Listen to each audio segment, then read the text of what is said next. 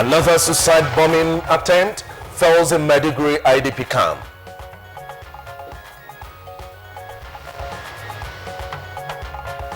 On Good Morning Nigeria today, we are discussing corruption and you.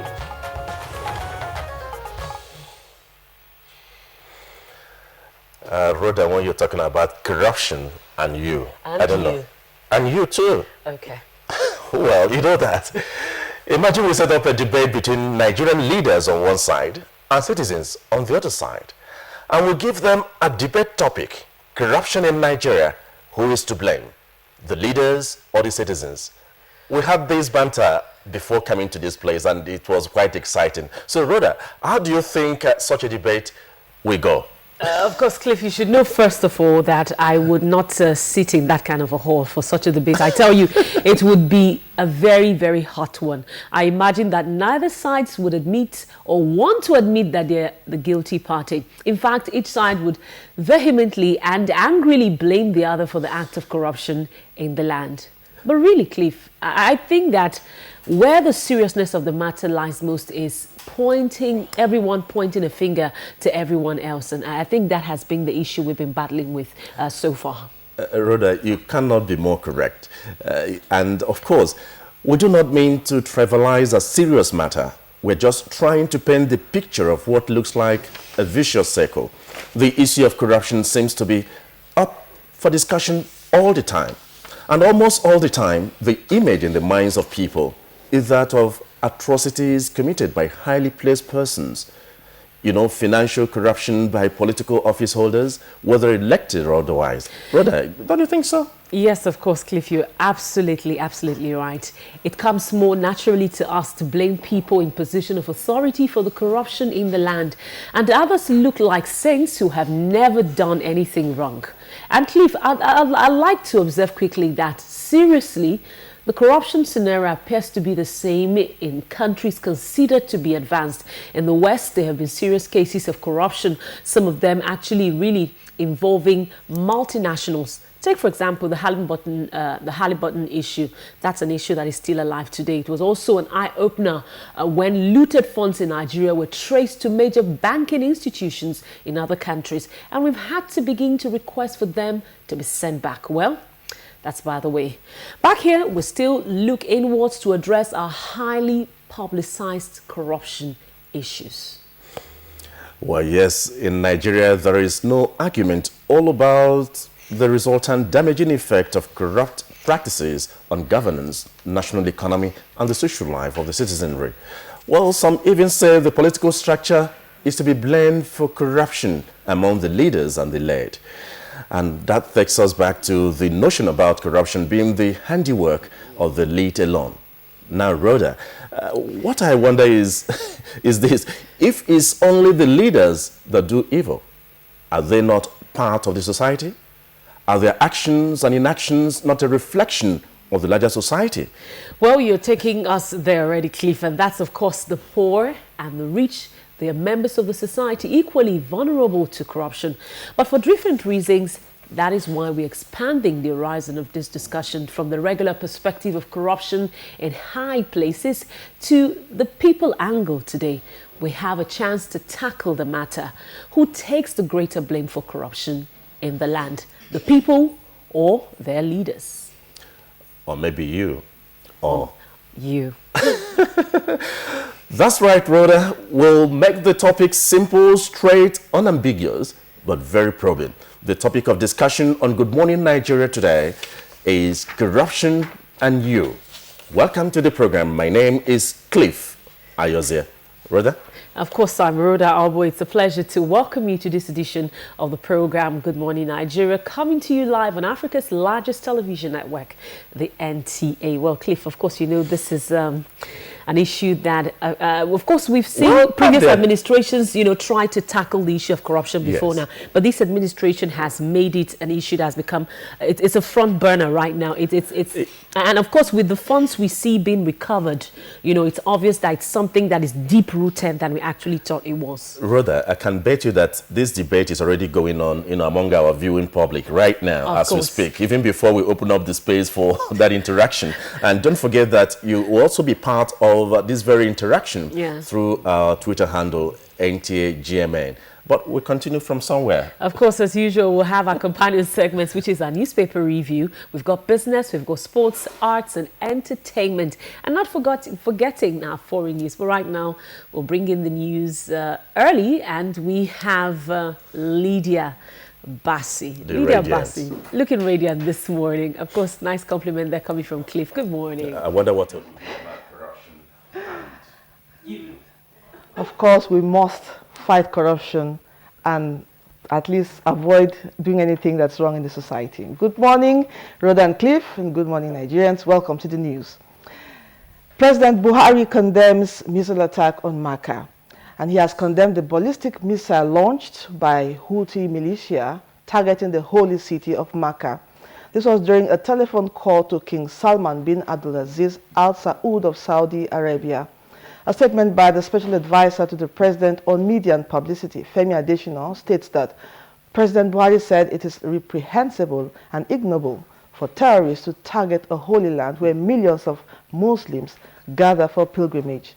President Buhari reiterated the need to strengthen international support and coalition in the fight against terrorism and violent extremism, noting that when the world stands together, there is no way good will not prevail over evil.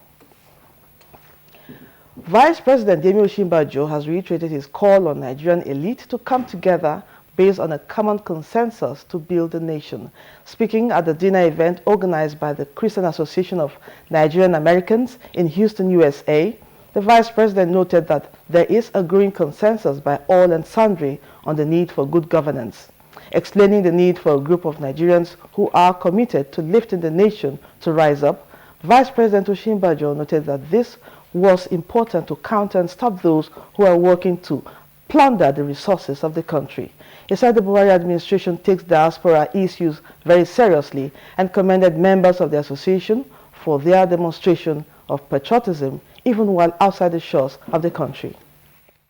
I believe that it's time for those who are determined to do right and who are determined to work for the greatness of our country to come together. From wherever they may be from, and whatever religion they may belong to. That is the quality of the new tribe that our nation deserves. And I very strongly believe that here in this room are men and women who will be members of that new tribe, who will contribute to the greatness of our country. The presidency has advised journalists and other Nigerians to stop linking President Muhammadu Buhari to the legal travails of some recently arrested judges in the country. The senior special assistant to the president on media and publicity, Malam Garba Shehu, said President Muhammadu Buhari will be the last person to authorize anybody to induce a judge to pervert the course of justice. Malam Shehu recalled that despite his personal familiarity with some court judges, the president had never used that familiarity to seek favors from them from 2003, 2007, and 2011 when he was challenging the fairness of the presidential election results from the lowest to the highest courts in the land during the periods in question. The senior special assistant also explained that as a politician, Buhari had never suggested to his lawyers to approach any judge for assistance to win his cases. He said the president lives by this principle and has never deviated from it. On the fate of the judicial officers facing corruption allegations, the presidential media aide said the president does not tell courts how to do their jobs and that anybody accused of corruption is protected by law to defend their innocence. He explained that the purpose of the law is to punish the guilty and acquit the innocent, noting that the law protects the rights of everyone. Malam Garba Shehu said the president does not have any powers to force any court to convict anybody who is innocent, arguing that in a democratic society that cannot happen without resistance by the people. And now to security matters. Troops of Operation Lafia Dole deployed behind Bakassi internally displaced persons IDP camp on Damboa Road in Maiduguri on Sunday intercepted and killed a male suicide bomber who attempted to sneak into the IDP camp.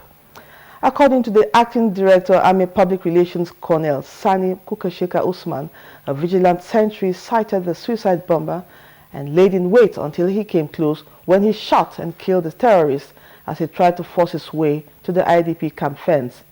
The improvised explosive device IED vest strapped on the bomber failed to detonate, so a combined team of military and police explosive ordnance device experts were called in to safely detonate it. Boko Haram terrorists ambush troops in another development. Federal and state ministries of information and culture are to mount aggressive campaigns aimed at making people, especially the youths, embrace the acquisition of skills as a means to earn a living. This is contained in a 21-point communique issued at the end of the 46th meeting of the National Council on Information in Asaba, Delta State. The communique calls on states to activate all media platforms to promote government policies and programs, as well as key into the Change Begins With Me campaign. The communique harps on the need to fast-track action on rural internet connectivity and organized training in all the 774 local government areas on the use of e-media to facilitate rural and urban connectivity.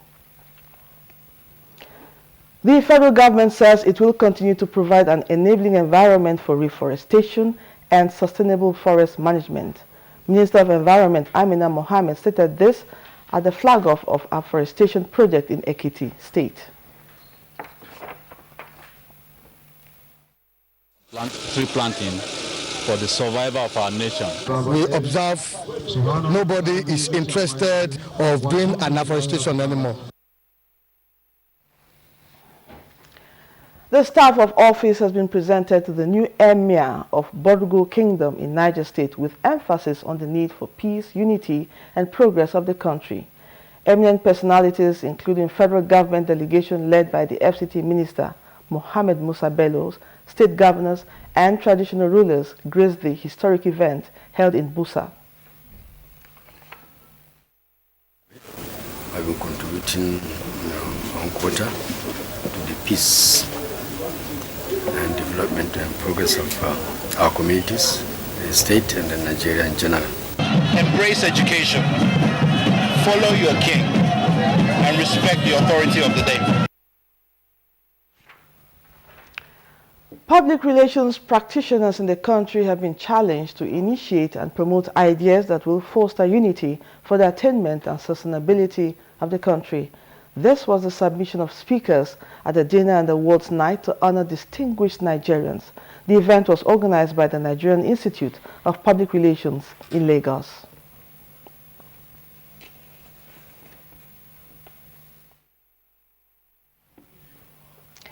And that's the news for now. We'll take a break, and then Good Morning Nigeria will continue with Cliff and Rhoda. Good morning. If you hear a bomb explosion or gunshots of an active shooter, that might be a terror attack. At such times, always remember 3 action words: run, hide, report. Don't try to run towards the terror scene to save the situation, because there might be a second bomb blast or another attack. Run far away and take cover. Make sure you are safe first. Yes, it is in our nature to sympathize over the hurt, but remember, only trained personnel can help in such situations. When in a secured environment, promptly call relevant authorities and help will come. For anonymous reporting, call 09630-3250-5 or 0813-2222-106. If you see something, say something. Nigeria unite against terrorism. This message is brought to you by the Federal Ministry of Information and Culture. Twinkle, twinkle, little star. Hi guys, look how my baby Jamil has grown. Time flies, and I'm sure it's the same for all you moms out there. And as they grow, there's a worry we all share: skin rash. Some use lotions or petroleum jelly, but I found what works for Jamil is Nigerian Pampers. It has built-in lotion to help protect his delicate skin and keep him dry. See you in the morning, Jam Jam. Good morning, happy Jam Jam. Good morning. Dry and soft and no sign of a rash. But don't take my word for it. Join many other moms and try Nigerian Pampers with lotion. Let's beat the rash. We moms know best.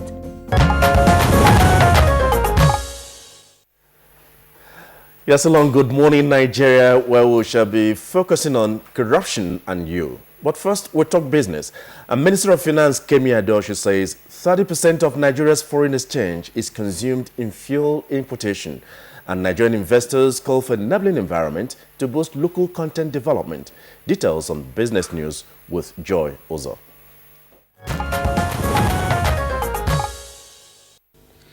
Minister of Finance Kemi Adeosun has said that 30% of the country's demand for foreign exchange was for fuel importation.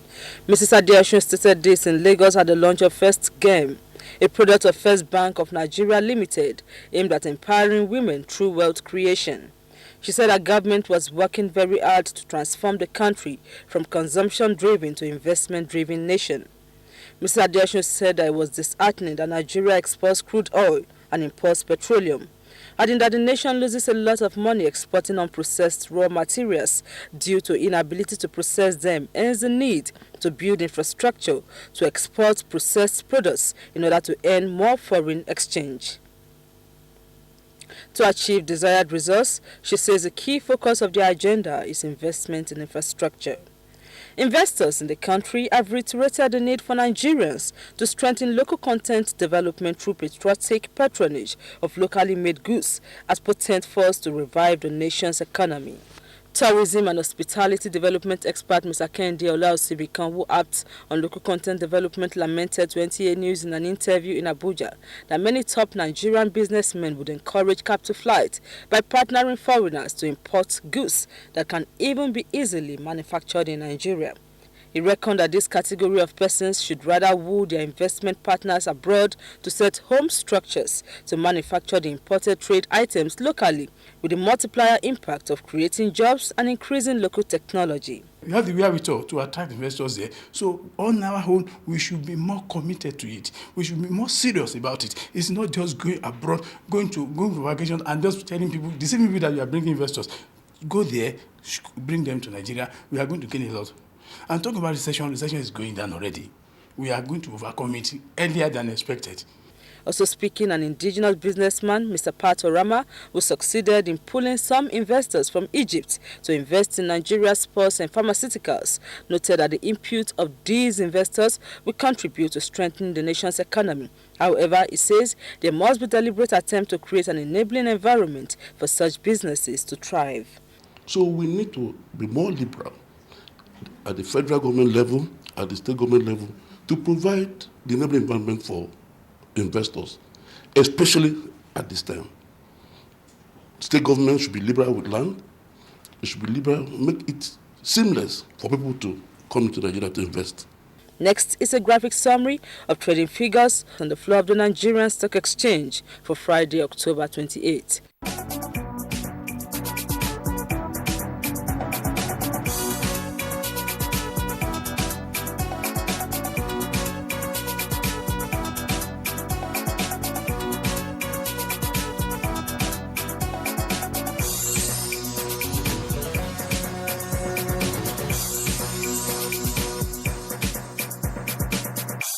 With business news, I am Joy Uzo.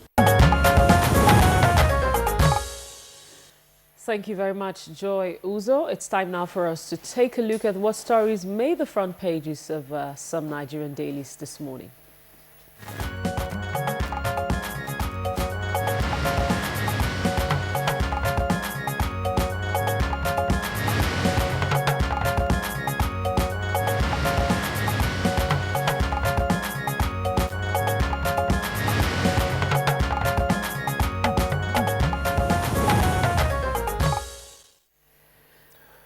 What are the newspapers talking about this morning? We have our newspaper reviewer, Bayo. It's our pleasure to have you again. Thank you. Good morning. Good morning, Ruda, and good morning, Nigeria. And dominantly on the papers today, we have economic reports and health. And what have you? I don't know. Rhoda, what do you have some there? Political stories. Some political stories. On the front pages of today's dailies. But then I'd like us to begin with the Punch. On the Punch, it says just, it's not the lead story is quite different, but then if we have to look at the economy, definitely just beside Just beside it's I think the Punch is not really having a lot of economic stories, but then let's begin with the lead story. The Punch leads this way: Boko Haram recruiting youths to supply fuel in Borno NSCDC. That story is on page 12, with a rider suicide bomber targeting Borno IDP camp shot dead. That's the lead story on the Punch. And let's move quickly to The Nation. The Nation, just above the masthead, it says, Central Bank of Nigeria to blacklist fraudulent bank customers. More knocks for senators, reps over CCB, CCT Act. And also we have pharmacists cancer seal 373 drugstores in Kaduna. The lead story, just before we go to the lead story on the Punch, just below the masthead, it says Nigeria lost 2.1 trillion naira to militancy, says NNPC boss. And the lead story on The Nation, $2.2 billion arms deal, Dasuki to call Jonathan as witness. $2.2 billion arms deal, Dasuki to call Jonathan as witness. And let's quickly move now over to the Vanguard. The Vanguard, just above the masthead, it says World Bank, IMF mount pressure on federal government to come up with economic blueprint. World Bank, IMF mounts pressure on federal government to come up with economic blueprint. And the lead story on the Vanguard, Niger Delta leaders reject federal government $10 billion development package. Niger Delta leaders reject federal government's $10 billion development package. As with riders, as clerk, 13 monarchs, 32 others meet Buhari tomorrow. Sikh Marshal plan for, of course, the Niger Delta. Fresh tension in region over maritime varsity. University status not affected, Kachuku. And militants continue bombing despite Buhari's meeting with Niger Delta leaders. All right, Cliff. All right, we're moving on now. We go to The Guardian. And under the masthead of Guardian, we have a Greek. Others suffer setback as lending raise favor governments.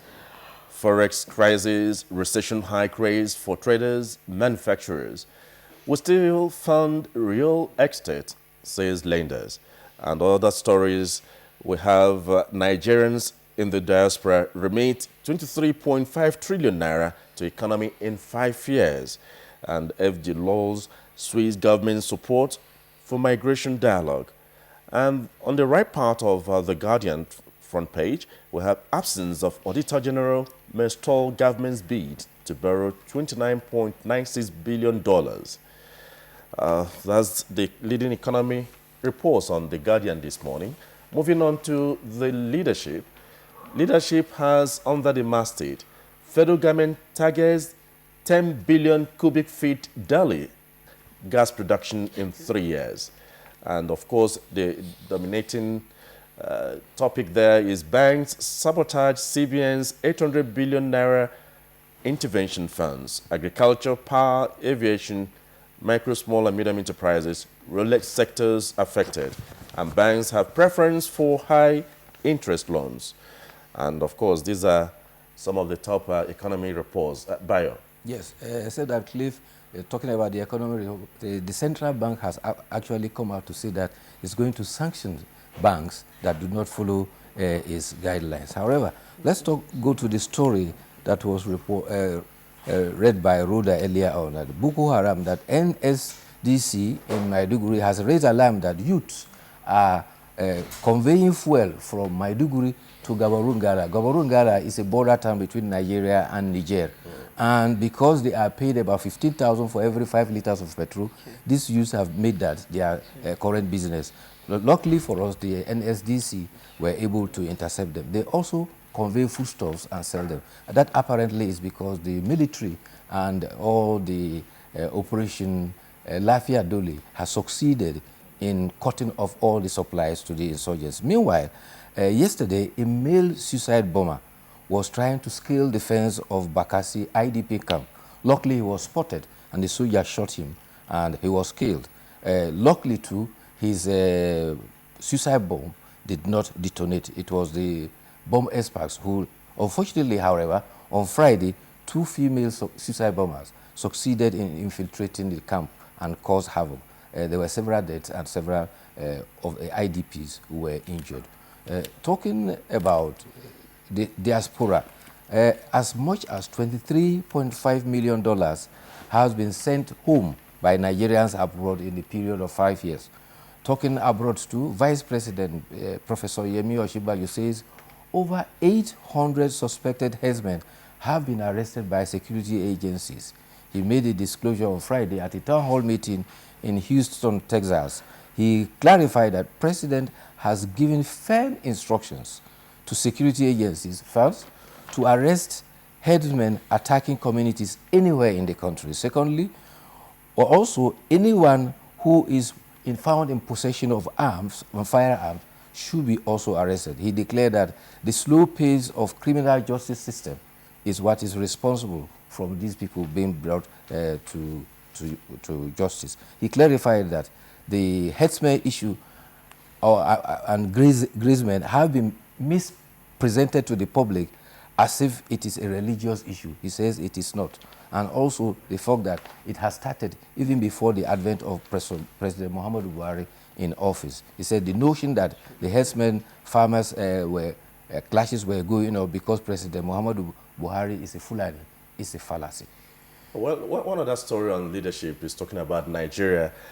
Nigeria moves from 107 to 96 on global rule of law rating. You have details of that report on the leadership, page 5 of that report there. And other political stories on the leadership, we have Ondo Goba, mass defection looms in PDP, Mimiko, APC, Chieftains Mall Alliance. And we also have on Daily Trust, say, can Buhari out of judges' inducement presidency? And of course, we have malaria ravages stays. That's on the front page of Daily Trust this morning.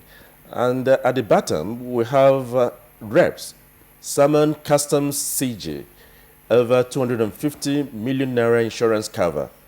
And also we have many feared killed in troops insurgents clash. And Dangote canvasses tax holidays from government. We have other political stories, but I think we make do with that. Again, sniper takes out suicide bomber near IDP camp in Maiduguri on The Guardian.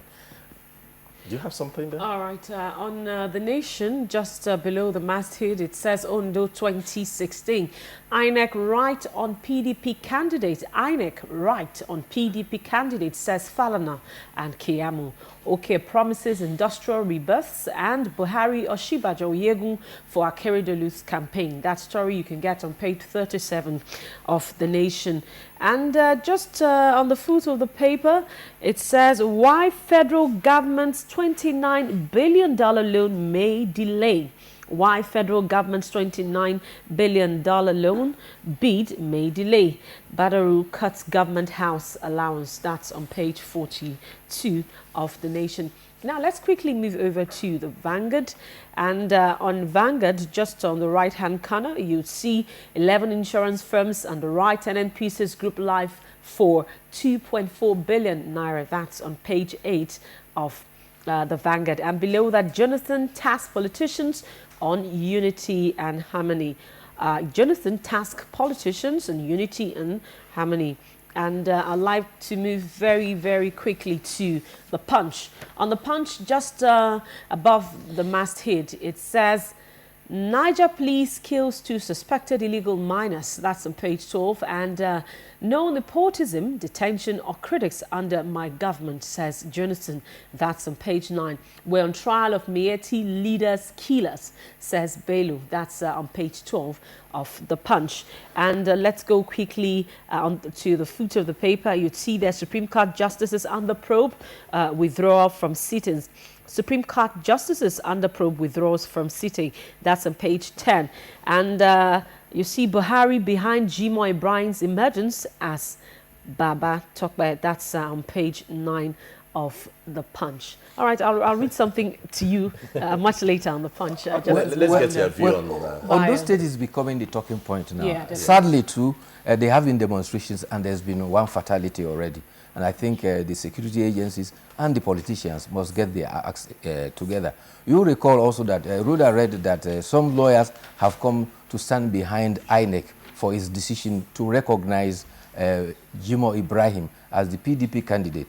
Recall that INEC clarified that it acted based on a court ruling, and it also added a caveat that subject to the superior ruling of a higher court, that decision will be revisited. So I think what we need to do is that Ondo State can be very volatile when it comes to politics, and so all the leaders there, all political parties, need to be circumspect so as not to cause confusion. No political office is worth anybody's human life. Talking about former presidents and the presidential spokesman Garba Shehu has said that President Muhammadu Buhari should be left out of the debacle or the crisis that the judges have found themselves in.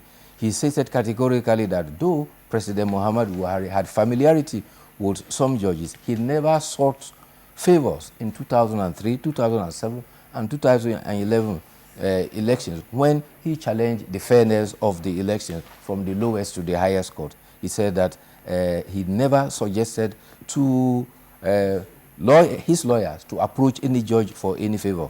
Neither does he tell courts how to do their job. Anyone accused of corruption is protected by law to defend his innocence.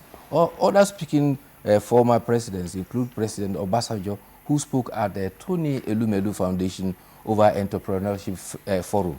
Mrs. Folorunsho Alakija had recorded her frustration, particularly when she was trying to operate her oil business. However, President Olusegun Obasanjo retorted that he set out to create 50 Nigerians as billionaires. He regretted that he failed. However, he succeeded in making 25, and one of them, one of them was something of interest. By looking at the front page of the Guardian today, we're talking about repositioning our economy. But when we look at the lending rates as published by the Guardian on the front page, we have agriculture sector with 21 banks lending at 26%, mining and quarrying 23% by 17 banks, oil and gas 27% by 22 banks, manufacturing 26%. You can only get loan at 26%, and this involves 23 banks. Real estate and construction 26%, 23 banks. General commerce 30% by 21 banks. Mortgage 26%, 20 banks. Transport and communication 24 banks at 26%. And finance and insurance 26% by 23 banks. And government 24%. Anything concerning government is 24% by 21 banks. So if Rhoda wants to start a small business now, you have to prepare your mind that, look, you have to pay as much as 26%. Yes. Can that help our economy? Double-digit interest rates is one of the bane of manufacturing, solid middle, and investment in the economy. And this is why the central bank has already come out that it had provided guidelines, and banks who are flouting these guidelines will be taken to task on it. And unless something is done about the high-digit interest rate, all the efforts and initiatives to diversify the economy through agriculture, through manufacturing, through solid minerals will just be a little effort. Yes. And then, you know, that has been a talking point for us here on Good Morning Nigeria, if you can remember very clearly. And the minister has come out to say that the Economic Development Bank, the GBN, of course, probably would help. Development Bank of Nigeria would also help to address the issue of a double-digit rate for of course. Yeah, that's why there is a proposal for the Development Bank of Nigeria that will put together all the development, either in agriculture, housing. Thank you very much, Bayo. But very quickly, I'd like to read the story on the Punch very, very quickly. It's a man treks, you know, from Lagos to Zaria for his girlfriend. His 26-year-old man, Tunde Agbaje, has trekked from Ketu area of Lagos State to Zaria in Kaduna State. And it was land Agbaje Donald, of course, is doing this for his 26-year-old girlfriend, who actually, you know, refused his proposal, so he decided to actually trek from Zaria, from Lagos to Zaria, to of course show his love. Rhoda, that's a very exciting one.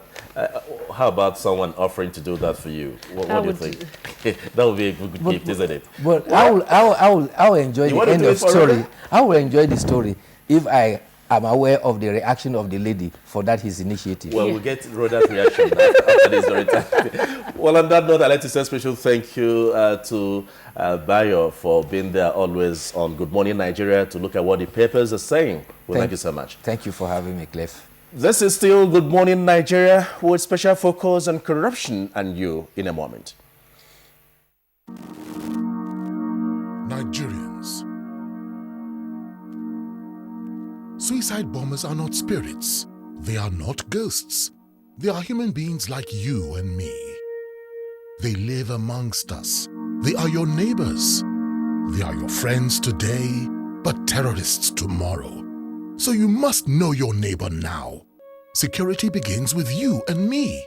Know your neighbor. Be vigilant. Be security conscious. Report suspicious persons, objects, and movements to the police and other security agencies. The security of our nation is a duty for you and me. If you see something, say something. Nigeria unite against terrorism. This message is brought to you by the Federal Ministry of Information and Culture. Marketing a service like television broadcast that is truly transient and subjective requires some degree of specialized knowledge and skills.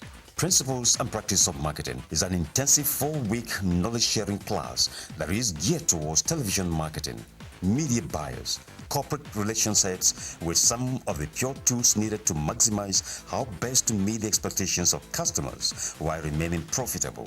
All participants will be exposed to key attributes of service marketing in both traditional and new frontiers of electronic media usage like customer retention, audience priming and rating. The session should not be missed by marketing heads in all radio and television houses, media heads in advertising, public relations agencies, media broadcast, brand support managers, and heads of corporate affairs. Venue, NTA TV College Jos. Date, 31st October to 26 November 2016. Fees, 100,000 Naira only per participant, accommodation inclusive. NTA Television College Jos, training you to be the best you want to be.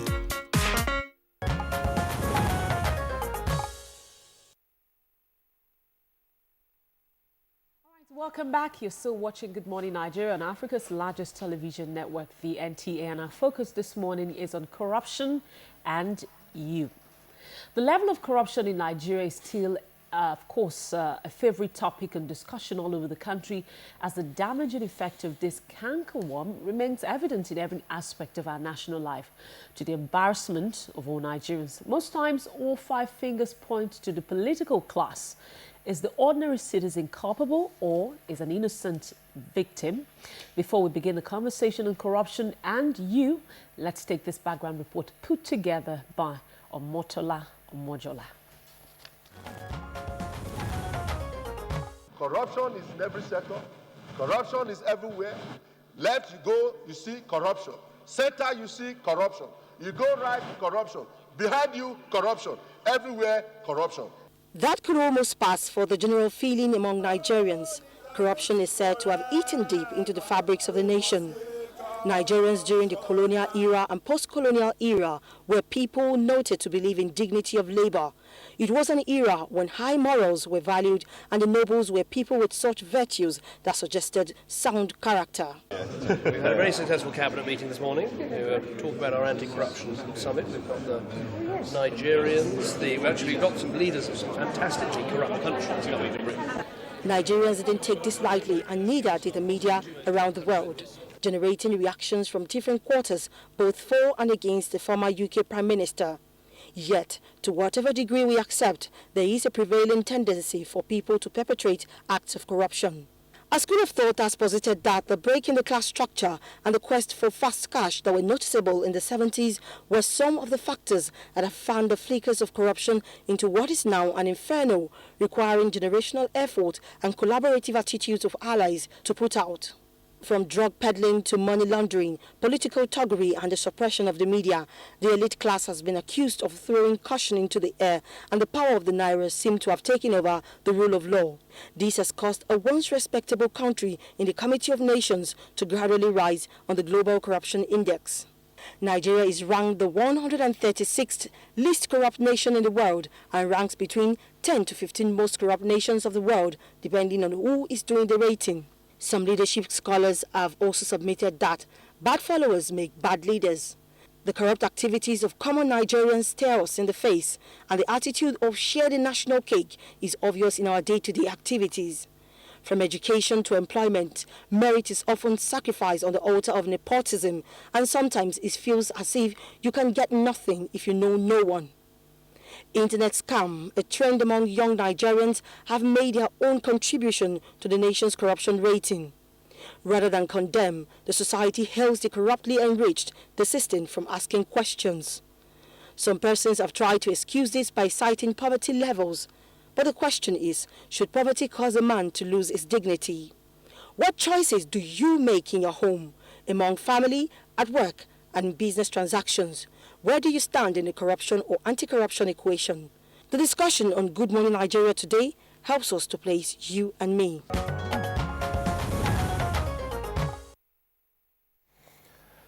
Credit to Omotola there for setting the stage for the discussion. With that background, so we're ready for the new perspective discussion on the burning issue of corruption under the topic, Corruption and You. Don't forget you are a discussant in this program, and we will be looking forward to hearing from you via our Twitter handle. But right away, we introduce our studio discussants to lead the conversation. First, I take us to Kaduna, from where we're joined by Engineer Abdul Aldo, a principal lecturer, former dean, Students Affairs at Kaduna Polytechnic, former chair, Nigerian Society of Engineers, Kaduna branch. It's our pleasure to welcome you there. Thank you. We have in the studio, Abuja studio here, Sislike Head, a man that you already know that have been part of this program in the past. He is the Sislike Head of Transparency International Nigeria, Awal Musa Rafanjani.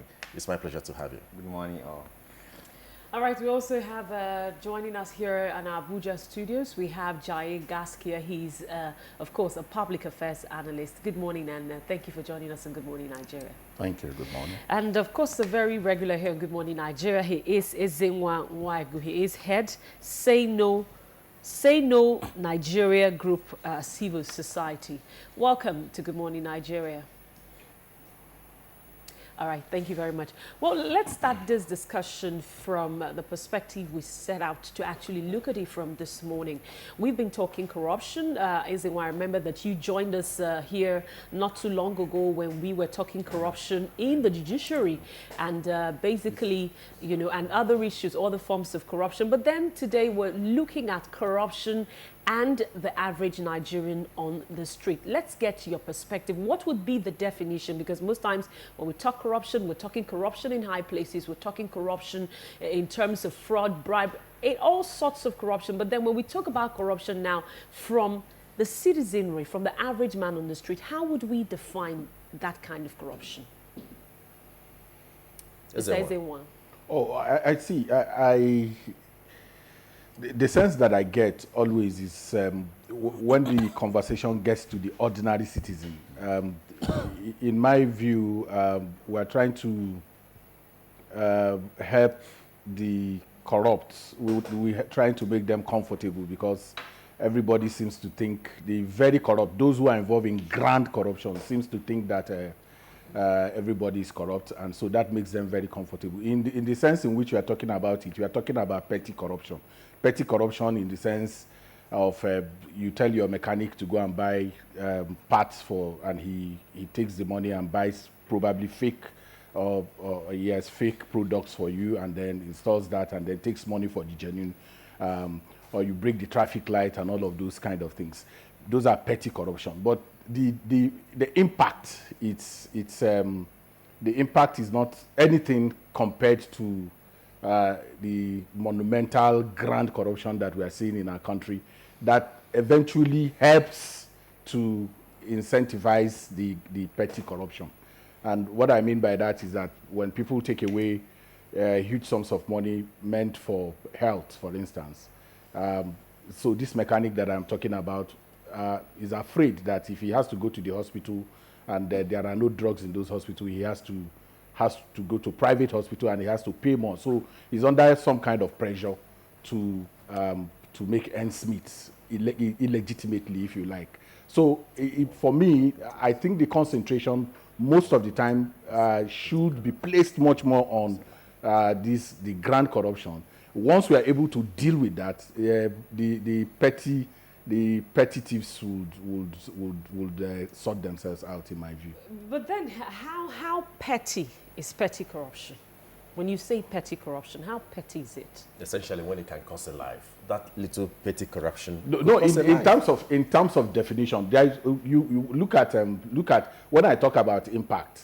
Okay, the lives, every life that is lost diminishes us. That's true and that's real.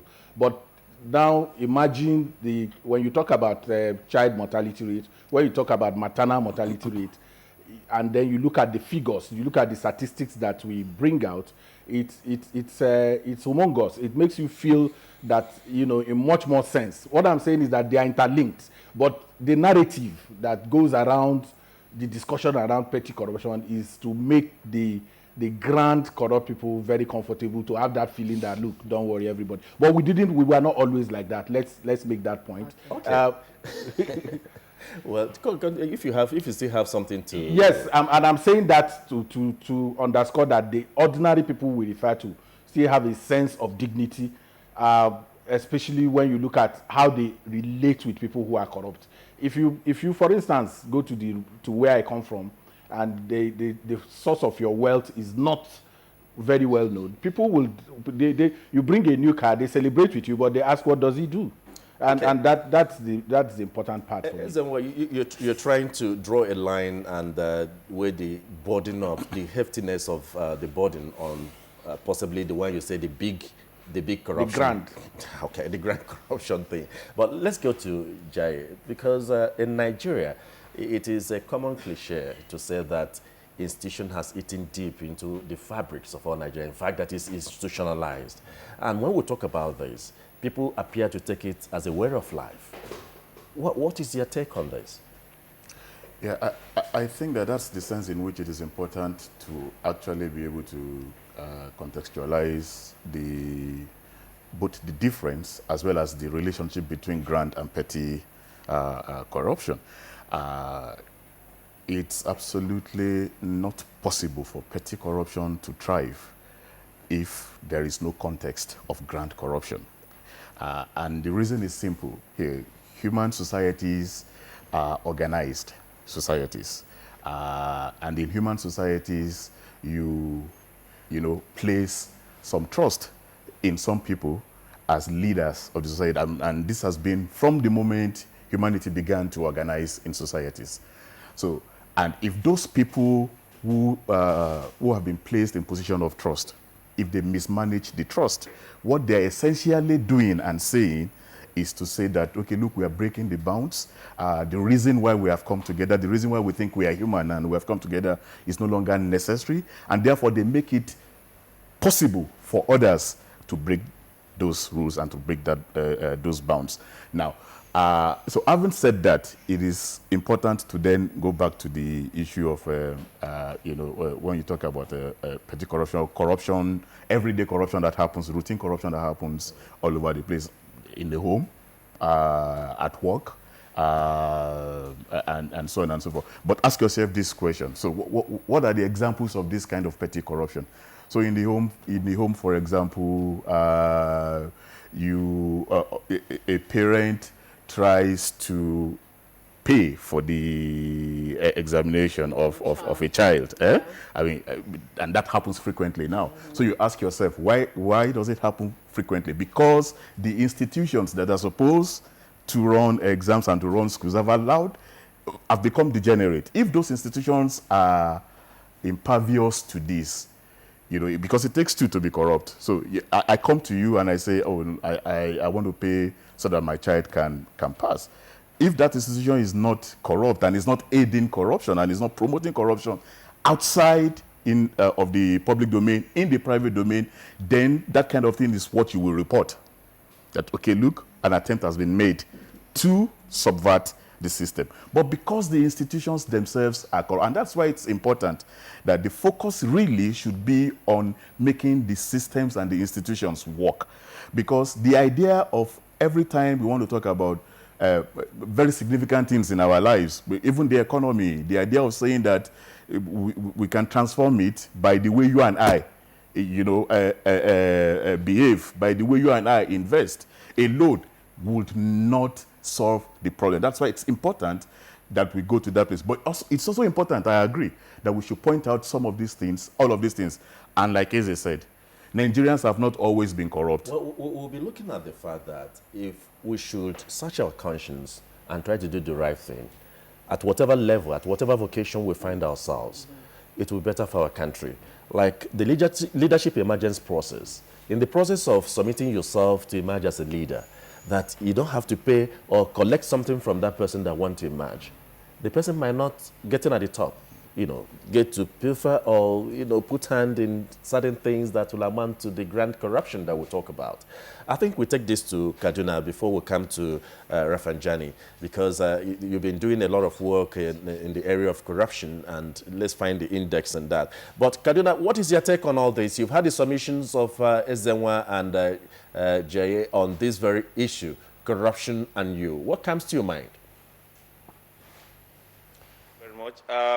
I disagree with Mr. Ezenwa on that. Corruption is everywhere, as we all know, and it affects every part of the Nigerian society. There is no reason why we should differentiate between corruption at the top and corruption at the bottom, because it is the bottom that breeds the people that fill up the leadership position at the top. So I don't see why we should differentiate. So we should deal with it at every level of the society. For example, the teacher that does not go to class on time, or that goes to class and refuses to teach, or asks students for gratifications before they pass and all the rest, is already teaching the students or the children that it pays to be corrupt. You need to get something before you pay something before you become a successful student, a successful graduate of your particular course or program, as the case may be. And by the time that person goes up to become a leader somewhere in the society, he will also perpetrate the act that made him to succeed in graduating from school. And that makes it a very endemic problem that we are facing now. So we cannot separate it from the two. And to look at it very carefully, in production, we don't count a waste on one person, we count the cumulative waste.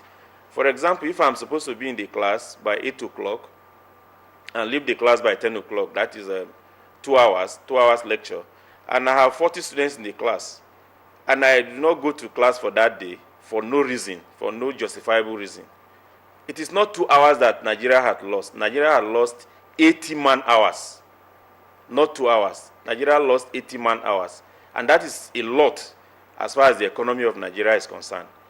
Now, look at it that those 80 students, I'm an engineer, and I teach a mechanical engineering class. If those students are not properly taught, they move on to work in the society. They move on to work in the industries.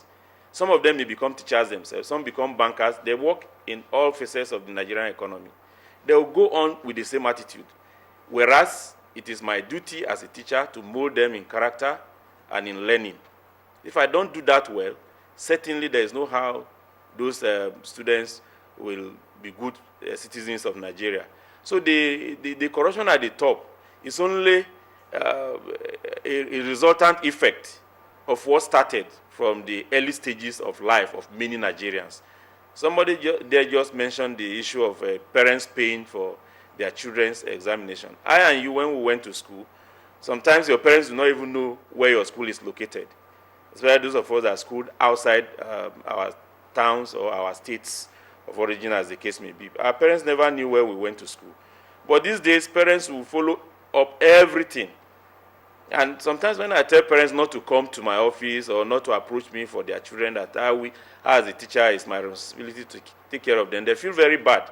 So it has come to a point that Nigerians are so used to doing things the wrong way, and we have come to accept the wrong things as the right thing. And that is exactly where the problem lies. So it is very important that we look at corruption in all ramifications, that it is corrupting the minds of our people, it is corrupting the system. So the system that you are talking about that does not reject or is not impervious to corruption is also being operated by Nigerians who pass through the same system that we are complaining about. So everybody have a role to play. So I and you have a role to play in averting corruption in the Nigerian society. And that means we must do our work conscientiously, but with patriotism and with all dedication as far as it is possible. So it is a serious issue that we cannot limit to one section alone. Even though we know that the grandiose level at which politicians and other politically exposed persons perpetrate corruption is heavy and is massive on the society. But we should not lose sight of the fact that what we do individually give us a cumulative effect of what we are seeing today. All right, thank you very much, Engineer Audu. But we'll get back to you in the course of discussion. But then let's get the views of Rafsanjani. You listened to Ezenwa and Jaye Gaskia. And the question that comes to my mind is, it's been a subject of discussion because we're saying, is it an issue of strong institutions or building strong personalities? Because the truth is, these are people who also, the people that make up the institution, just as Engineer Audu said, are people who also came out of the society. So is it an issue of building strong personality or building strong institutions? Thank you very much. I think all the views expressed here, they are all relevant and they're all important, and it shows the importance, of the discussion that we are having, this morning. The two, as it has been rightly mentioned, they are all interlinked, and you can't actually, completely ignore one and, take one, But I want to say that when we are talking about grand political corruption, we are talking about the kind of corruption that gives, room to those other petty corruptions that we are talking about. For example, the grand political corruption involves changing the law to favor you. Clearly you want to amend the law in your favor so that, that law will continue to protect you or will continue to waive certain, things that you ought to actually, be, giving to the state, That's a corruption. Or you change the electoral law to favor you, the electoral corruption, or you corner the budget, when there's a budget, the budget disappeared.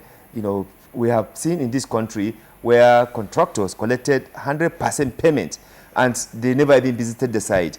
NTA covered that, preceding the National Assembly during the power proofs. They confessed that they collected 100% payment and they never visited the site.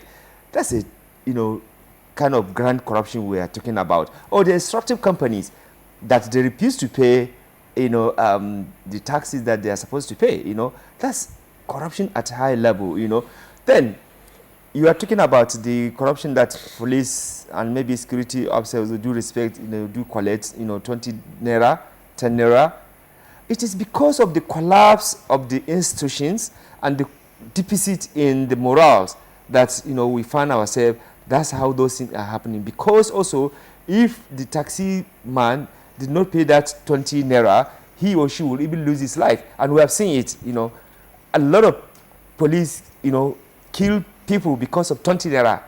A lot, in fact, even in the, NTA, in the news, it has been reported on how careless some people, because of just simple bribe or 10 naira or 20 naira, as it were, they take the life of ordinary person. So even if you find out that as individual, even if you try to resist those things, you lose your life, and nobody come to rescue you because of the collapse of the institution. Because you can't go and lay complaint and your complaint being attended to. In fact, the very people that you are going to lay your complaint to, are the ones that are actually perpetuating this kind of thing, So what is the option? What do you do?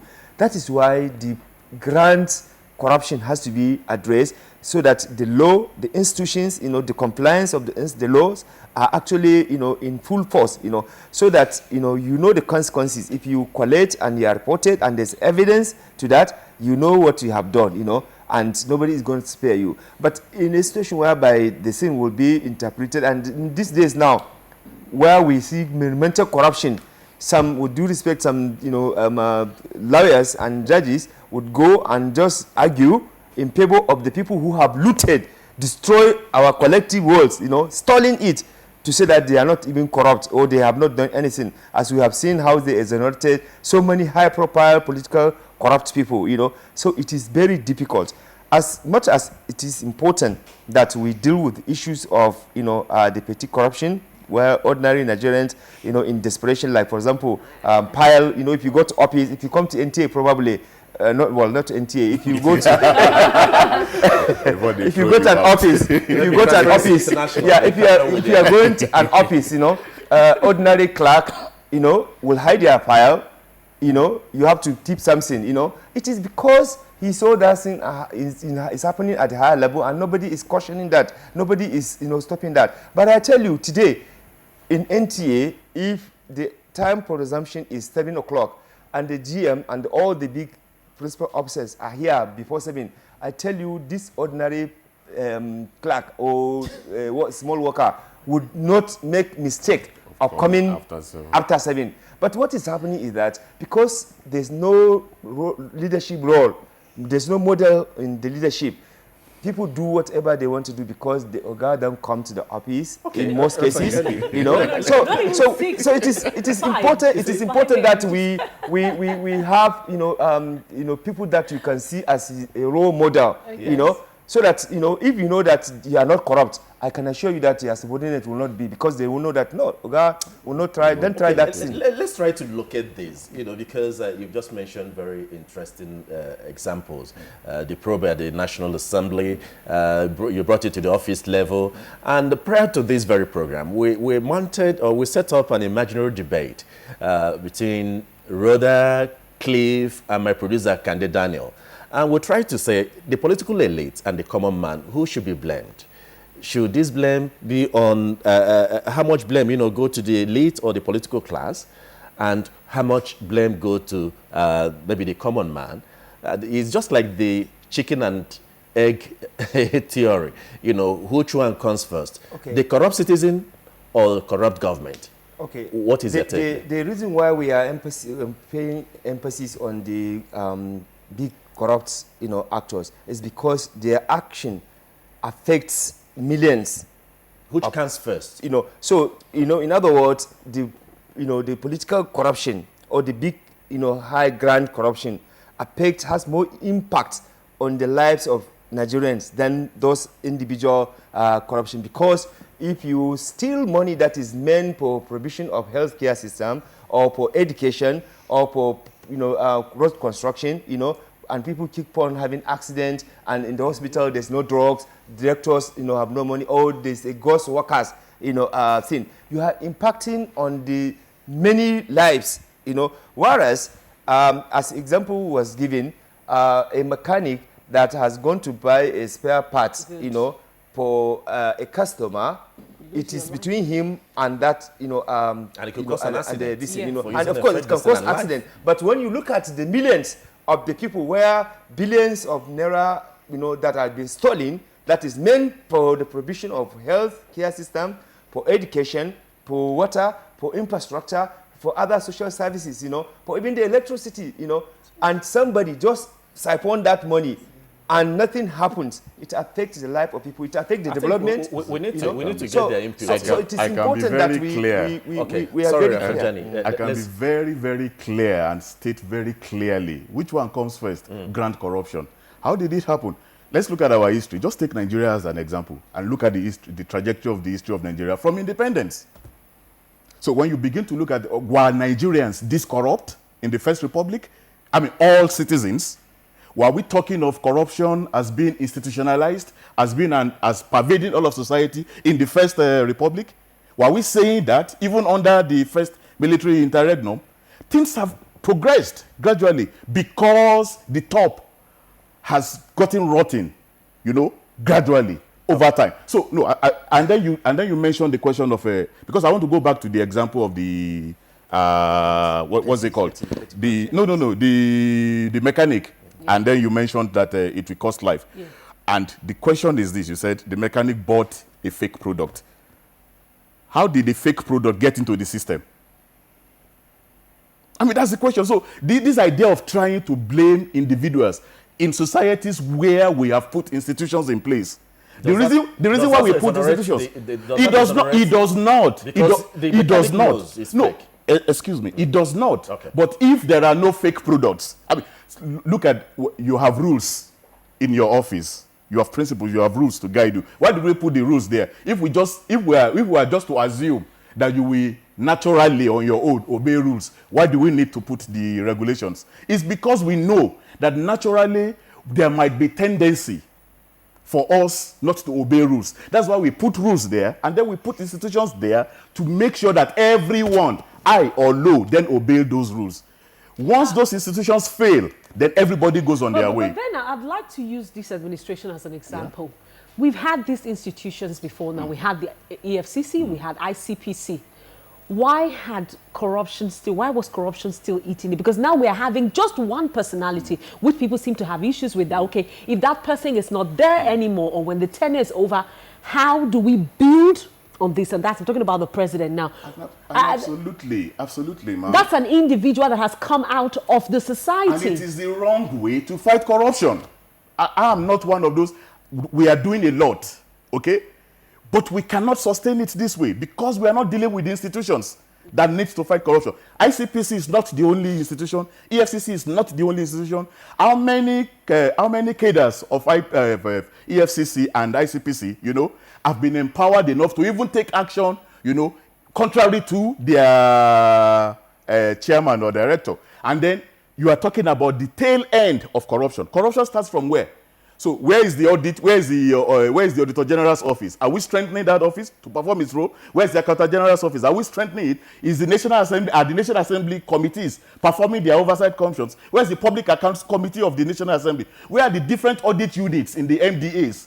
Are they being strengthened? The audit unit in NTA, for example, is it strengthened? Is it empowered to carry out its job? Because that's where you stop and flag off corruption. And do you have the right people there? Manning the institutions. The right people, again, because people are corrupt. So how did people get how do people get employed? Let's get the view of it because by letters from people. Is itching to make a contribution it's not about itching. I think we're saying the same thing, but we are placing a lot of primacy. We are placing a primacy on what is important. And what if we deal with it, we'll be able to solve the problems. See, why do you have pews and pulpits? Why is it that you have a pulpit? You have a pew, okay? So if you have, it's about responsibility. It's about roles. Now, if I find my pastor, if I see the pastor of my church coming out of a red light zone, for instance, the impact it has on me will be different from when I see a fellow church member. The reason is because this pastor has a bigger responsibility in the order of things. So leadership is very, very important. And I think Rafsanjani made the point about you need a deviant. If we say 7 o'clock is the resumption time here, and the leaders in any institution come by 6:30, it will take a deviant to come by 7:30. Everybody, Nigeria likes following leadership. And it's very, very important. I think the point that I made is not in any way to excuse petty corruption. That's not the point. But we understand, and we are clear about it, and we are not making any pretense to the contrary, that, listen, if you screw up, plug the holes for grand corruption, the tendency for the petty thieves to disappear will be very, very, very high. And let me also say this. When people talk about EFCC, ICPC, those are indications of a collapse. Yeah. The setup of these institutions is indication that something is wrong with our policing system. Yeah. Which country in the world, tell me that country in the world where people can sit down, sign out money, just go sign out money. You are the one who approves, you are the one who goes to collect. The Accountant General Office, the Auditor General's Office, deliberately have been so decimated, have been made to be completely useless in such a way that it cannot even interfere with its own definite functions. The police has special fraud unit.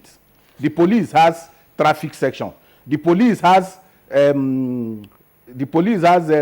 do you call it now? You have set up a Federal Road Safety Commission. You have set up ICPC. You have set up. All you are saying is that this institution, this very institution that has responsibility to oversight citizen morality, cannot do its job in a democracy. And that is the impact of military rule. And we are not facing it. We think that by eulogizing the episodic, the dramatic, activities of these institutions that we have solved the problem. We need to strengthen our police force. We need to strengthen that institution because it has the strong, and it is military arrogance that caused some of this problem. The military did not want to subject itself to civilian, control. And by so doing, it helped itself by decimating these institutions one by one. It was the military that didn't want any accountant general to tell it what to collect from the public purse. So it had to make sure that the office of the accountant and those who took over. I think you made a very good, valid point there. I know that Kaduna is itching to make input in this very conversation, where to locate the blame and what are those attributes that amount to corruption. Engineer Abdul. Everybody is still talking around the point I made earlier. We need to build from the bottom. Because no matter how we say it, that young man that is 15 years old or 18 years old that is in school today will grow up to become somebody in the society someday, to work in the same institution that we're talking about strengthening. So what do we need to do? We need to overhaul our educational system and ensure that there is discipline, there is a high-level performance. Just what we used to have should come back in the educational system so that people can be molded in character and learning. When wealth is lost, nothing is lost. When health is lost, something is lost. But when character is lost, you have lost everything. And you will all agree with me that in our society today, so many citizens have no character anymore. Our attitude towards the society is not something we should be proud of. So anyhow we turn around the grammar, it is still the citizen that we're talking about that will go up to fill the spaces in those institutions that were clamoring for their being strengthened. The policeman passed through a school. The policeman passed through a society. The policeman is a member of a society. Here in this country, somebody will get up and start organizing people to carry placards to demonstrate that leave our daughter, leave our son, don't persecute our son because somebody is being taken to the court or the FCC is probing before corruption. The latest one is even very annoying. The EFCC had not even called on her yet. She was the one that came out to say, okay, that money you are talking about with Dudafa is my money. And they said, okay, if it's your money, come and prove it. She is the same person that went to court, but people are carrying placards to demonstrate on her behalf. What kind of society are we trying to run? That means the citizenry should also be sensitized. That all the institutions that we have shows that they are not doing enough. But they are not doing enough because they are not prepared to do enough. Whether you talk of funding, you talk of whatever you talk of, if the individuals that man these institutions are properly prepared from the onset, that is, if their minds have been made up, have been built up in such a way that they are averse to corruption, it will not pass through them. Because that big man that carries money from the central bank did not go there to carry it himself in most cases. The driver helps to carry it. The policeman helps to guard it. So many other citizens help in the process of packing the money, going to count it in his home, and so on and so forth. So we really have to look at it in a very holistic level. But it is very important, as everybody has said, that we deal with the grand corruption because it is what we are seeing. It is the one that is massively affecting the society, as it is said. Like I gave an analogy in the beginning, If somebody steals money, you look at the number of hospitals and the number of patients that would have gone through those hospitals that are not being treated, the amount of drugs that are not available in the hospital, the academics also have their own issues with government, issues of allowances not being paid and so on and so forth. But somebody is somewhere packing the money. So the grand corruption is also a very serious problem in our society. But in as much as we face the fighting of grand corruption, we must also be ready to fight corruption at all levels. So the blame cannot be placed on just one aspect. But I must say that our educational system needs to be properly overhauled. If we overhaul our educational system and people grow up to hate corruption, people grow up to hate indiscipline, because a society that has no character will have no discipline. That is why the issue of character is very important. So if people grow up to hate all these things, then it will not be perpetrated at the institutional level. No judge what is onions will now be able to come out and start defending an unearned amount of money found in his possession, and so on and so forth. The citizens too will not be bold enough to come and say they were defending our son. These days, it has come to a level that if you are made a commissioner today and you don't go to build houses in your village, houses in your state capital, houses in Abuja, and maybe in one other city of Nigeria, and maybe in London, you come back home, some members of the community will start making jest of you, that you came back with nothing, and so on and so forth. Whereas it is not supposed to be so. So we have turned a lot of things upside down because of the way we perceive development, because of the way we perceive growth as far as the society is concerned. So we must still go back to the basics. We must return certain things that we have taken out of our educational system. Somebody mentioned the people of the old. They were governed, and a lot of things were done. And yet we didn't see some of those old first generation leaders with properties all over Nigeria. We have a very good example in the north. The studio, this structure I'm sitting in today, was constructed under the leadership of Sir Ahmadu Bello, Sardauna of Sokoto. You get so many structures he did in this city and all over the north, and yet the man does not have any mansion, any building at all, not even one bedroom bungalow in Kaduna City, where he stayed and ruled as the premier of Northern Region. And yet his name is all over the place. Streets in Lagos, streets in Abuja, streets in Kaduna, structures are named after him. And people keep on remembering him with passion. So that is, are we building people to look at Nigeria like that? Are we building people to think of leadership in that direction? Or we are building leaders that will only think of themselves, like what we are having in the terms of those who are busy amending some laws to suit them because they are now under prosecution. Just some days back, the Senate passed amendment bill for the CCB to the CCB Act. Is that desirable? That is another grand corruption.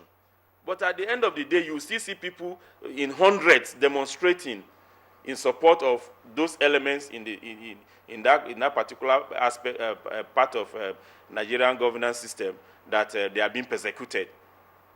It's so annoying and so painful. So those young men that carry placards, you will not see anybody above 50 to 60 coming out to demonstrate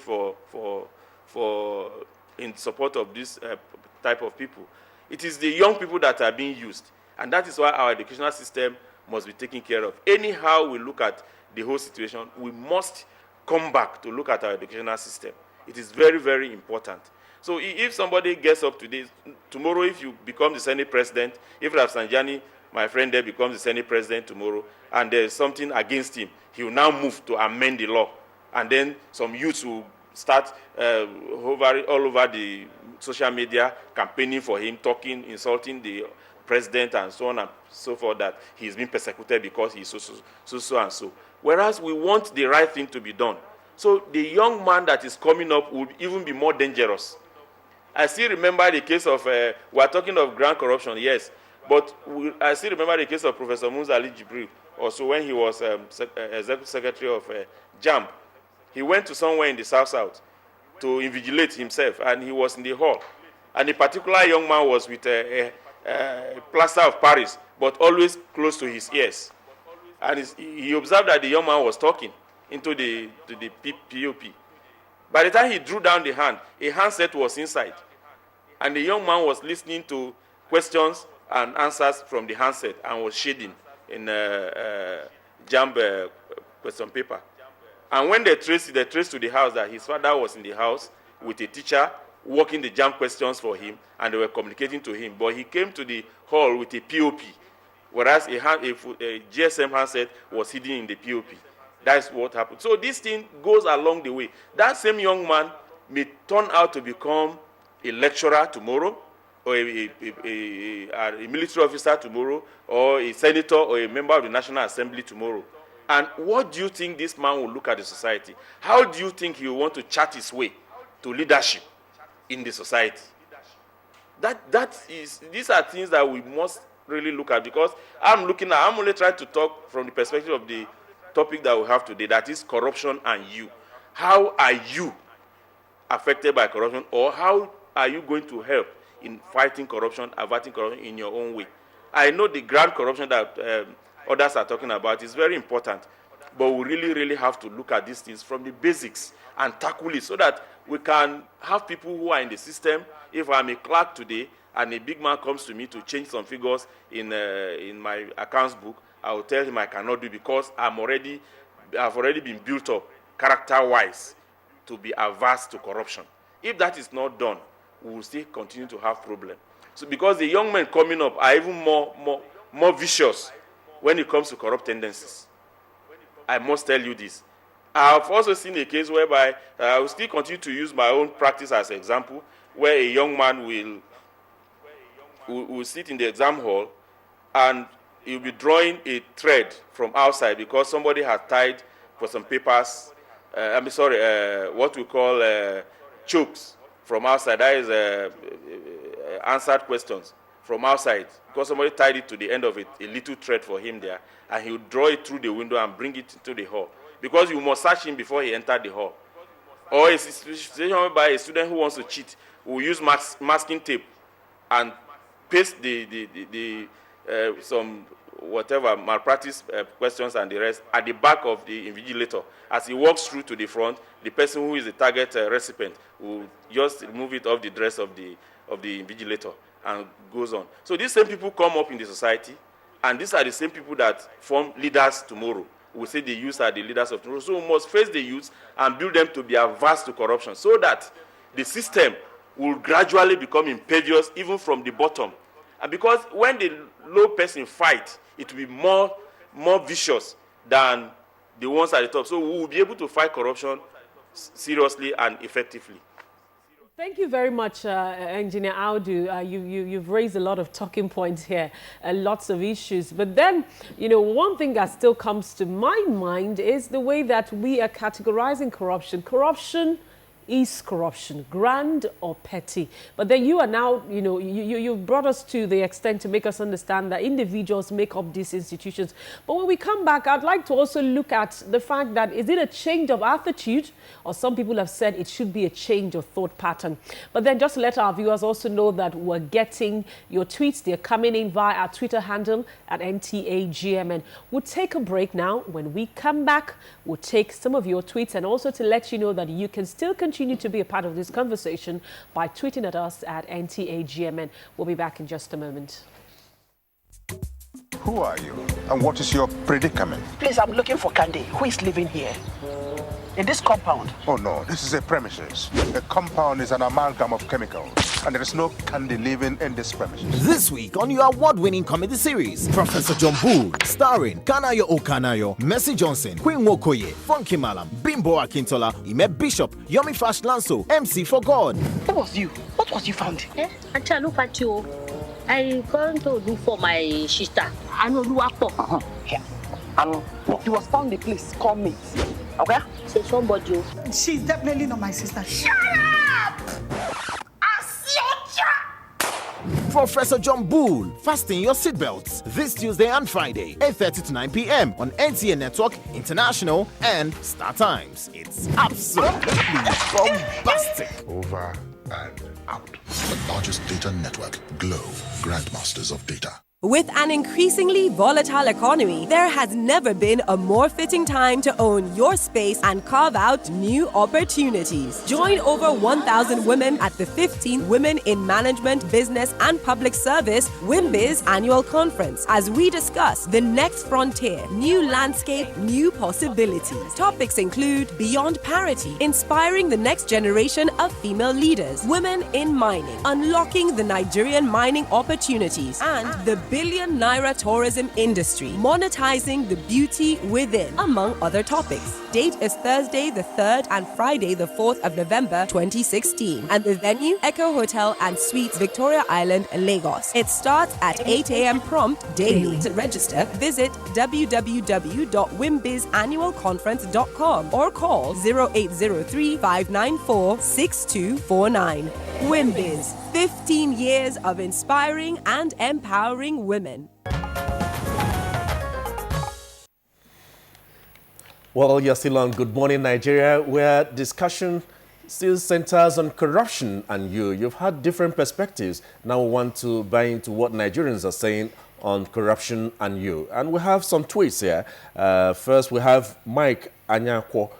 He says, corruption has eaten deep into the fabric of all strata of our society. The president can't fight it alone. The fight begins with me. And Ibrahim Tudu tweets, are you looking for who is to blame? Ask Japan. More government officials and politicians are executed than any citizen. They are the culprit. He also says the real side to blame is in corruption is who benefits the most. The subjects are forced to give corruption by the people in authority. And Sani Michael Omokaji says the blame game has lost public interest among Nigerians and the fight against corruption seems sectional instead of being holistic. And of course, he tweets again and says Nigerians are willing to turn a new leaf, but our leaders' extravagant lifestyle is not helping matters. Change begins with them. And we have Chibuzo Jonathan saying the only way to deal with corruption is letting people pay for their offense by putting them in jail from the high post to the lowest. And Donatus Abo says the concentration should be on the public office holder since their actions affect the citizens on a grand scale. And Oladimeji Olani says that what we need to do now is for every one of us to forget about the past and search forward by focusing on doing things right without compromise. And we have here Oladimeji Olani. He says, trying to get an external gain while doing our job, we must not help or assist people to, curb corruption, and Nigeria will get better. And Jamiu Sadara says, we must let our past go, as living in the past is inevitable, but change must begin with us to build Nigeria of our dreams. Wale Amo says, who is the corrupt, police or the Nigerian state? If informants on corrupt practices goes to prison for 10 months before being proved innocent. And of course, Simon Obwenna says, ordinary Nigerians are first victims of corruption perpetrated by leaders. Petty corruption is caused by failure of leadership.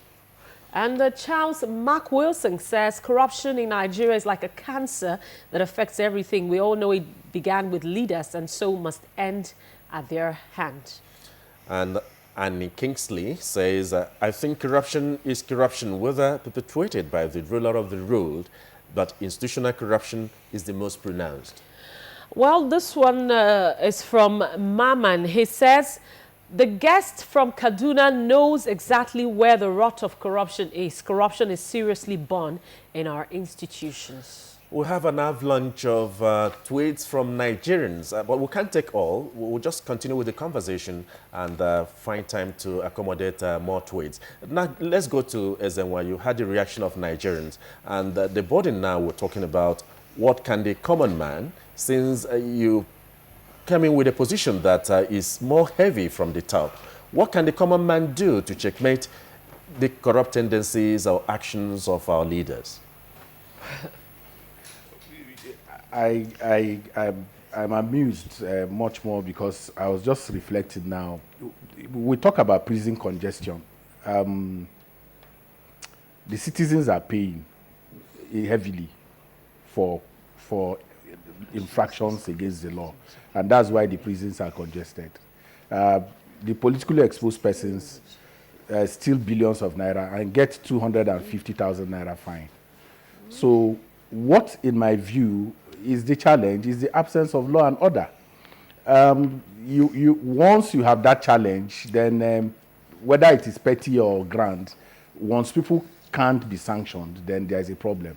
And when people, my friend from Kaduna kept on talking about, revitalizing the educational system, which is a campaign that I'm involved in. But I also reflect back and say, hey, the people who are putting their hands in the public till today are products of Ahmadiyya Secondary School. They are products of St. Finbar's. They are products of CMS Grammar School. And what does that tell you? That tells you in real terms that you need much more than moral education. You need much more than sermonizations. You need to enforce until, for instance, you begin to see presidents of the country, former presidents of the country in prison over corruption. If you cannot find a judge in prison over corruption, if you cannot find a Senate president in prison over corruption, you are just sermonizing. What we'll be doing will be just blaming the victim. The victim of grand corruption is the one that we want to put all the blame on and make him feel worthless and completely dehumanized by even actions of people who are already, working against them and are not paying any price. We have resources. We have produced trillions of naira which have been stolen by people in government. How many of those people are in prison today?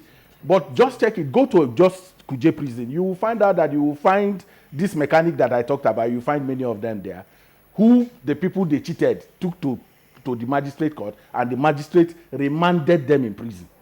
But we have not been able to get any judge, in spite of the avalanche of evidences that is available to the corruption in the judiciary. Not one judge is in prison today. In spite of the fact that resources have been stolen from us, and we know that there has been direction from the top, no president of Nigeria, former or serving, is in prison. What kind of country are we building when the only people who will be in your prison are your citizens, your ordinary citizens? They are the ones in your prison. And you are asking me who is to blame.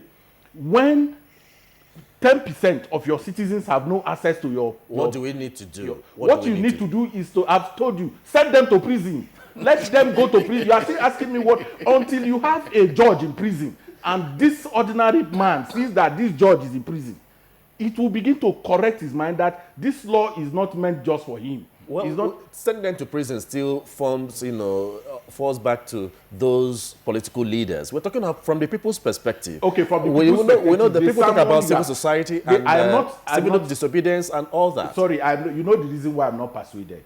If you notice, it is not because I don't know the argument. Okay? Don't make the mistake that I don't know the argument. I understand the argument and the role of the citizen. But I'm telling you, with every sense of humility, that go to your prison and find who is in the prison. It is your citizens. They are already paying the heavy price. Let me tell you, if I break the traffic light, I will be charged. If a top government official breaks traffic light, he is given a salute. What kind of system is from Brother, I know you have a question for Ezenwa before we let him go. Brother, you have Ezenwa, I know you're pressed for time and you'd love to leave us really soon. But then I want to take you on our electioneering process as regards this issue. Because if we look at our electioneering process, it's always a time for us to make decisions as per the leaders that we want at every point in time. But then we still find that voters remain gullible, ignorant, and you begin to wonder if you haven't done well as a governor and there's another election. It's an opportunity for me to make the change that I want to see. But at the same time, what we saw recent elections, now the issues that civil society are even dealing with is inducement of voters. We see voters collecting stipends. Stipends. I mean stipend. And I say to myself, what would you expect from that if a government gives you or a party agent gives you stipend just to vote? I'm asking, can you question the administration? Can you question? So what can we do in terms of ignorance and how gullible voters have become? I think we offend the sensibilities of our people if we say they are gullible. They are deliberate. They are very deliberate. Deliberate in the sense that I don't like the use of the word inducement. That does not play in our country. There's a deliberate, and I underscore that word. Inducement is when you are forced to take what you don't want to take. Okay. If you take the Edo example, for instance, it was festival. I didn't even think that the Edo people knew that that vote buying was an offense. And Are you serious? Yes, the way it came out showed to the world that they didn't understand that it was an electoral offense. And let me tell you, it was the two dominant political parties setting their vehicles in polling centers. When you vote, if you voted for Party A, you go to the vehicle of Party A and take your money. If you voted for Party B, you go to Party B and take your money. So you can't be using the word inducement. It's a deliberate program of the sins. So are you saying it's an ignorance? No, it's not ignorance. Let me tell you what has happened. That's where I was going to. When I said it's deliberate, first is that I confronted somebody in Edo State and I said, we have no right to demand for good governance with the way we have behaved in this election. And he told me they go come back again. This 2,000 why I collect so may be all that I get. It is not a justification. But I'm just telling you that those use of words, ignorance, inducement, does not apply. We need to begin to tell our people that they need to go, that they will be paying a price, a huge price, because they don't see the connection between the 2,000 naira they have collected and the lack of drugs in the hospital. So what do you call that? I'm taking you on this because what do you call that? How do we get people? Because you're saying now that you don't think that these people were aware that this is what is being, they don't see it as an offense. How do we begin to change the consciousness, the thought pattern of people to understand that good governance will do that. And why I tell you so is that people sometimes talk about conscientization, talk about voter education. That is going, NTA does a lot of it. Other media organizations have done quite a lot. The EMB has done quite a lot. But let's face it, the advert for cigarettes has not stopped people from, smokers will die young, has not stopped people from buying more and more packets of cigarettes. So what we need to do is to begin to, like I said, sanction law and order. If the policeman who has responsibility to oversight law and order during election is himself complicit in the sharing, then there's a problem. So until he arrests somebody, excuse me, just 1 minute. In Kano State, there are electoral offenders who are in prison today. In Kano State, they are in prison today, and many of them because of electoral offenses. But what we saw in Edo, like I said, is a festival in which the man who has responsibility to arrest the person who is vote buying is himself coordinating it.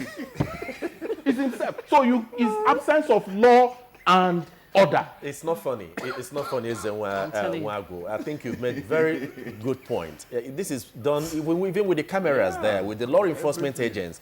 And we're looking forward to a time when we reverse what obtains in Nigerian prisons, where the common man dominating the number of awaiting trials is reversed, to the political elite, taking that number. I think that's what the point you're making. On that note, I'd like to say special thanks to Wago, who is the head Say No Nigeria group. Say No Campaign.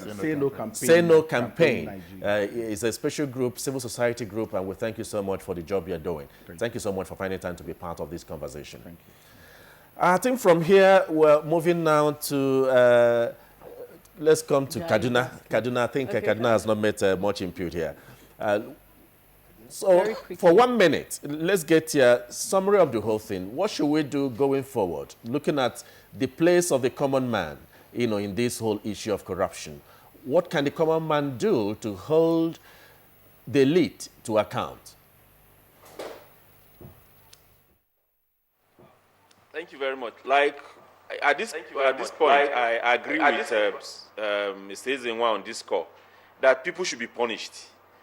When the common man sees that people get punished, he will also change in certain ways. But what the common man should do is to reject inducement, is to reject being corrupted by the leaders, so to say. But how do they get to understand it? Like he said, what he saw in Edo State was a festival. But somebody also said it seems as if the people did not even know that what they were doing was a crime.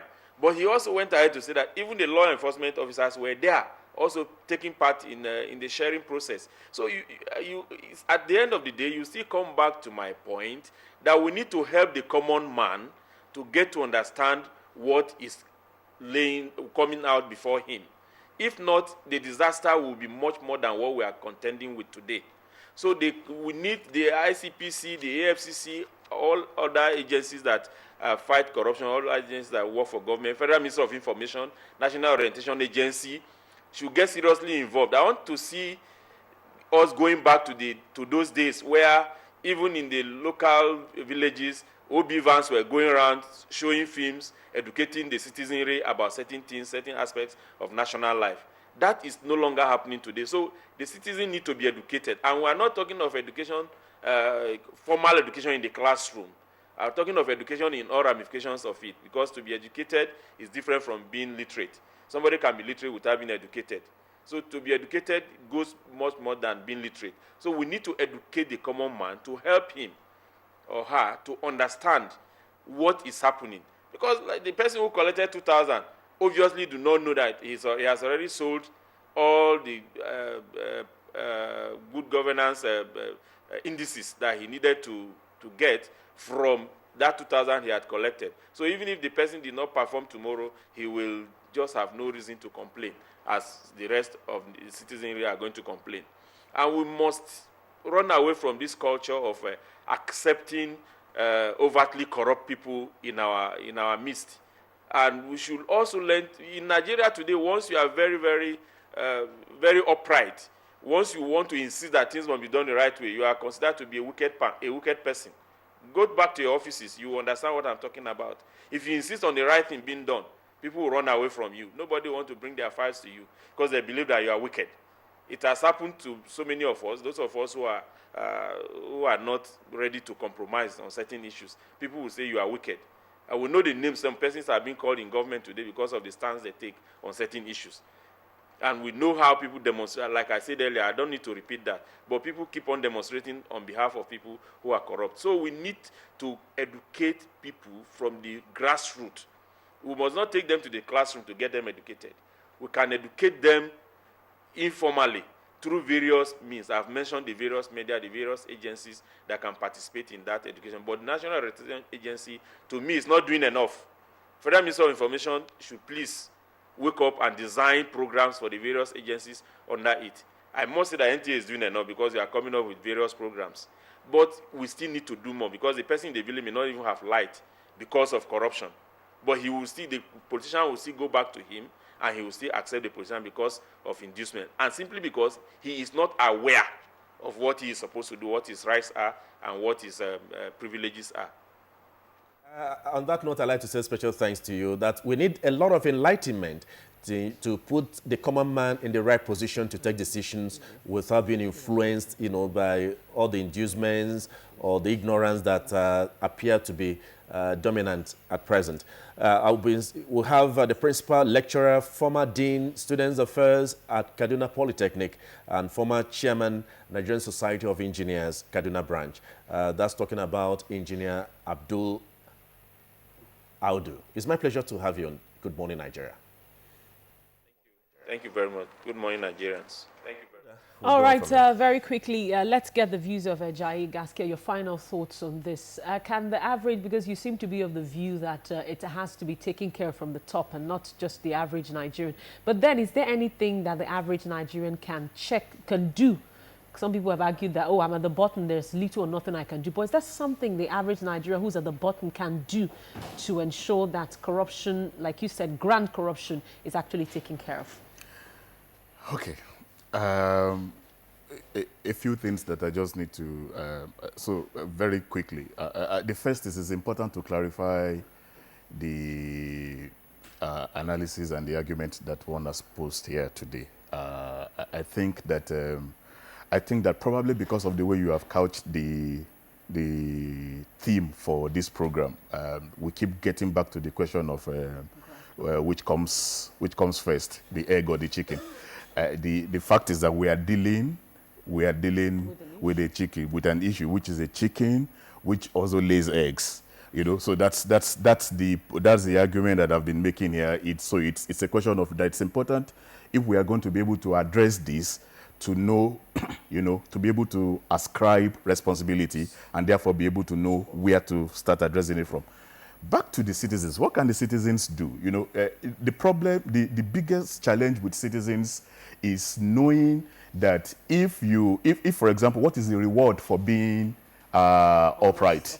For being honest. If you are going to be punished, if society is going to punish you for being upright, then there is no incentive to be upright. Then the second thing is that as citizens, for citizens to fight corruption, they cannot do it as individuals.